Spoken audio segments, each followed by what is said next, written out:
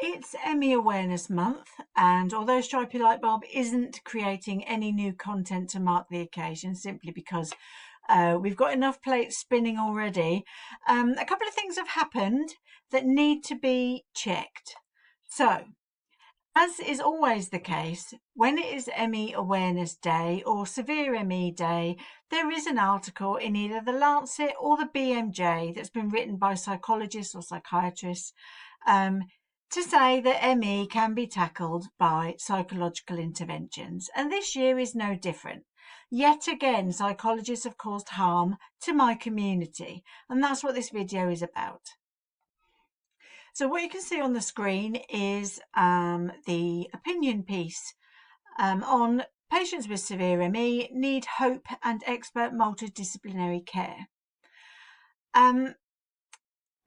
Alistair Miller has got a history with ME, and I'm not going to go into it here. It's just reframing beliefs about illness along with specialist rehabilitation can help recovery in people with severe ME C.F.S.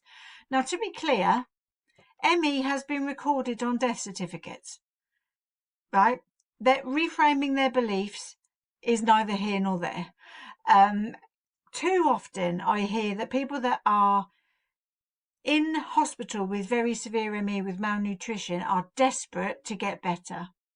All they want to do is get better.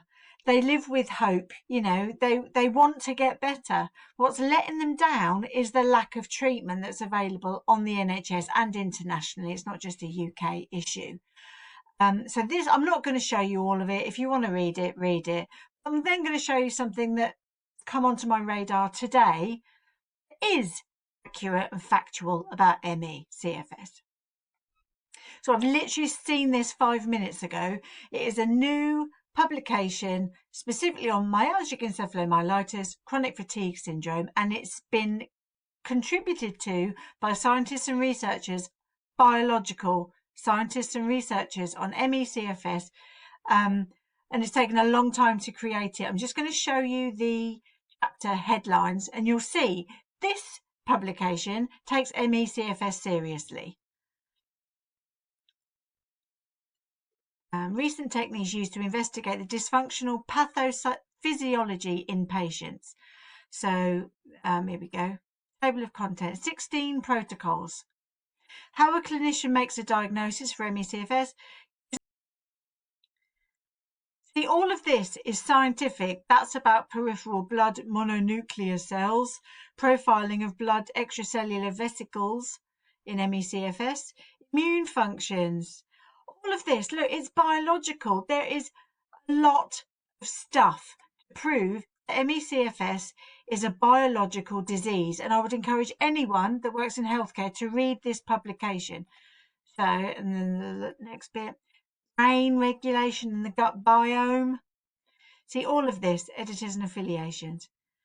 So there are real biological problems with people living with ME CFS. Yet in the UK, there is this persistence of publishing nonsense opinion pieces and articles saying that psychological interventions help people living with ME CFS.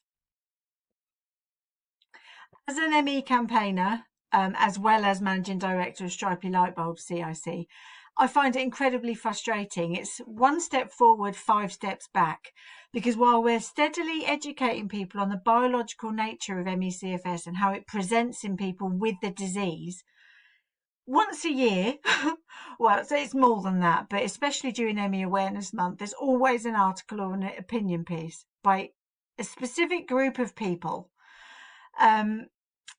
saying that psychological interventions and tackling your false sickness beliefs will make you better.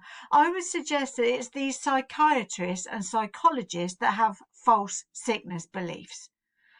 All they have to do is read the vast amounts of medical evidence that ME is biological.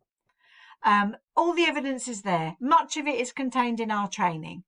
So please, if you read that opinion piece, by all means, and please understand that that has massively upset the ME community in the past week.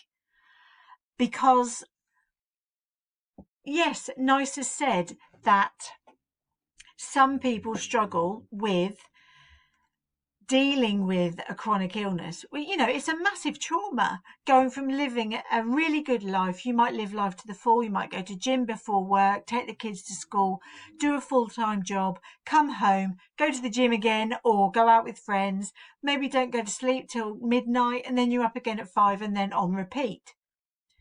When you've got ME, you cannot do that. Even people with mild ME lose 50% of functionality. So a positive outlook might mean that your mental health isn't struggling, but mental health is separate to ME. ME is a biological disease. And to be frank, comparable diseases are Parkinson's and MS. If you read an article saying hope will help you to recover, what would you say? The only reason these articles are published is because ME is so poorly funded. If we had biomedical research funded as well as comparable diseases, this wouldn't be happening. But instead, they're given a platform. That article should not have been published because that's ridiculous. That is pseudoscience nonsense when there is so much biomedical evidence of disease. Anyway, if you want to learn about ME, please do our training. We do a comprehensive, basic, simple grounding in what ME/C.F.S is. It's fully evidence-based, backed up with research. Everything we say is backed up with research, and we offer further reading and resources at the back of the training courses. Please learn what ME/C.F.S is so that you know to ignore opinion pieces in the BMJ that insinuate that thinking yourself better helps people with severe ME. Thank you.